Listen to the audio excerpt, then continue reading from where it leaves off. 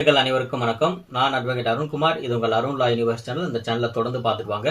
இன்னைக்கு நம்முடைய சட்டப்பதிவில் என்ன பார்க்க போறோம்னா, எஸ்சி/எஸ்டி கேசஸ்ல டைரக்டா ஹைகோர்ட்டுக்கு போயிட்டு நாம அந்த ஸ்பெஷல் எஸ்சி/எஸ்டி கோர்ட்ல பெயில் பெட்டிஷன் ஃபைல் பண்ணாக்கா அந்த சேம் டேவே அது மீது கன்சிடர் பண்ணணும் அப்படின்னு சொல்லிட்டு ஒரு டைரக்ஷனை வாங்க பெற முடியுமா? அந்த டைரக்ஷன் பாத்தீங்கன்னா சிஆர்பிசி 482 செக்ஷன்ல ஃபைல் பண்ணுவாங்க.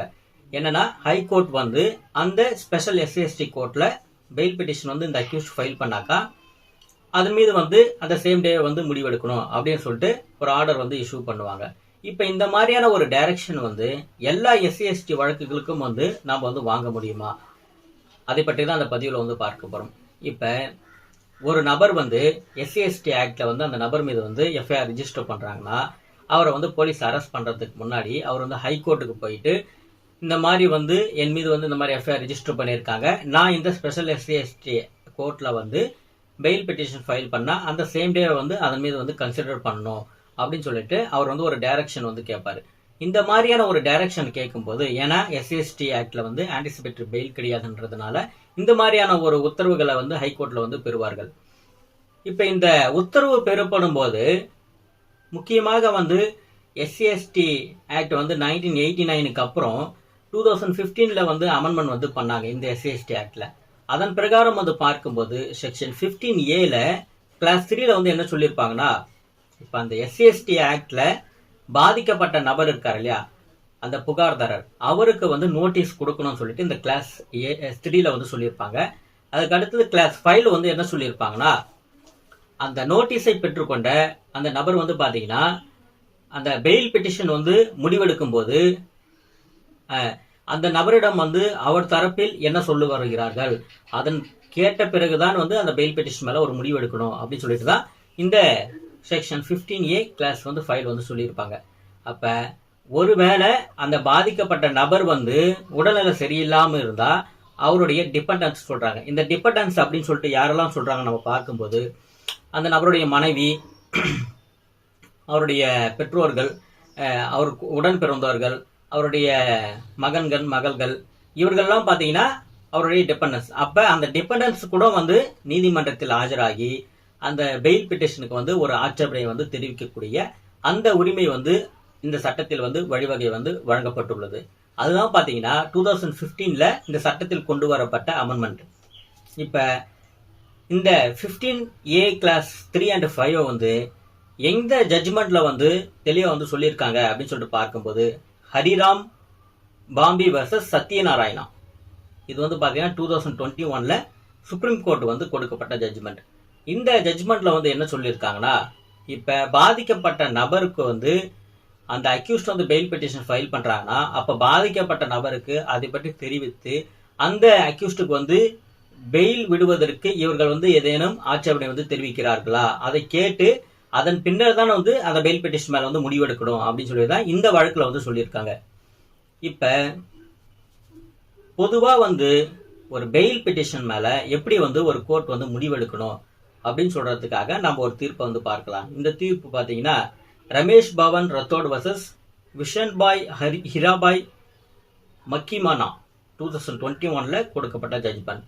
இந்த ஜட்ஜ்மெண்ட்ல ஒரு பெயில் பெட்டிஷன் ரிசீவ் பண்றாங்கன்னா அந்த பெயில் பெட்டிஷன் என்கொயரி அப்ப என்னெல்லாம் விஷயங்களை அந்த எஃப்ஐஆர்ல நாம பார்க்கணும், ஒரு ஜட்ஜ் பார்க்கணும் அப்படின்னு சொல்லிட்டு இதில் சொல்லியிருக்காங்க. என்னன்னா, ஃபேக்ட் ஆஃப் த கேஸ், ஒரு வழக்கு என்ன நடந்தது அந்த வழக்குல அப்படின்னு சொல்லிட்டு அந்த எஃப்ஐஆர்ல என்ன ஃபேக்ட்னு சொல்லிட்டு பார்க்கணும்.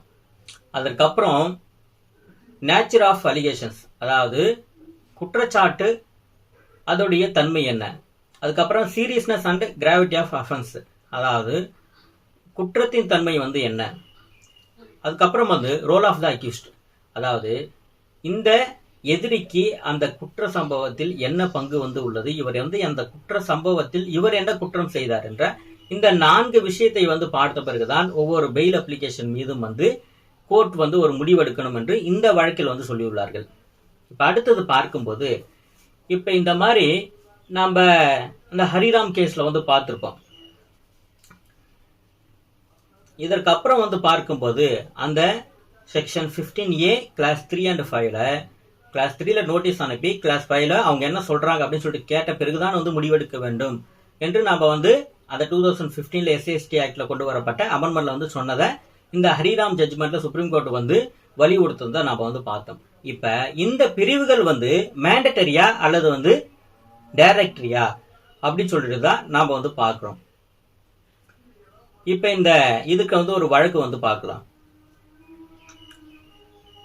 மார்க்கா and versus state represented by assistant commissioner. இது வந்து 2024ல நம்ம மெட்ராஸ் ஹைகோர்ட் வந்து கொடுக்கப்பட்ட ஜட்ஜ்மெண்ட் இது.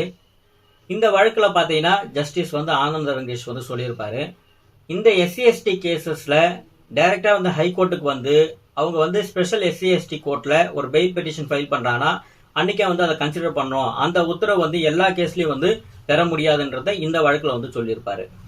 அதற்கப்புறம் பார்க்கும்போது இந்த செக்ஷன் வந்து 15A கிளாஸ் 3 and 5 வந்து மேண்டட்டரியா இல்ல டைரக்டரியா அப்படின்னு சொல்லிட்டு எந்த வழக்குல சொல்றாங்கன்னா Himal Ashwin Jain versus union of India 2021 2021ஆம் ஆண்டு கொடுக்கப்பட்ட இந்த தீர்ப்புல வந்து என்ன சொல்றாங்கன்னா செக்ஷன் 15A கிளாஸ் 3 and 5 பாத்தீங்கன்னா அது மேண்டட்டரி நாட் டைரக்ட்னு சொல்றாங்க. அதாவது மேண்டட்டரினா அந்த ஸ்பெஷல் எஸ்சிஎஸ்டி கோர்ட்ல இருக்கிற ஜட்ஜ் வந்து பாதிக்கப்பட்ட விக்டிம் ஆர் இஸ் டிபெண்டன்ட் இவங்களுக்கு வந்து நோட்டீஸ் வந்து அனுப்பி இவர்கள் தரப்பில் என்ன சொல்லுகிறார்கள் என்று அந்த செக்ஷன் 15A கிளாஸ் 5 வந்து ரெக்கார்ட் பண்ணிட்ட பிறகுதான் அந்த பெயில் பெட்டிஷன் மேல முடிவெடுக்கணும் அப்படின்னு சொல்லிட்டு இந்த வழக்குல வந்து சொல்லியிருக்காங்க.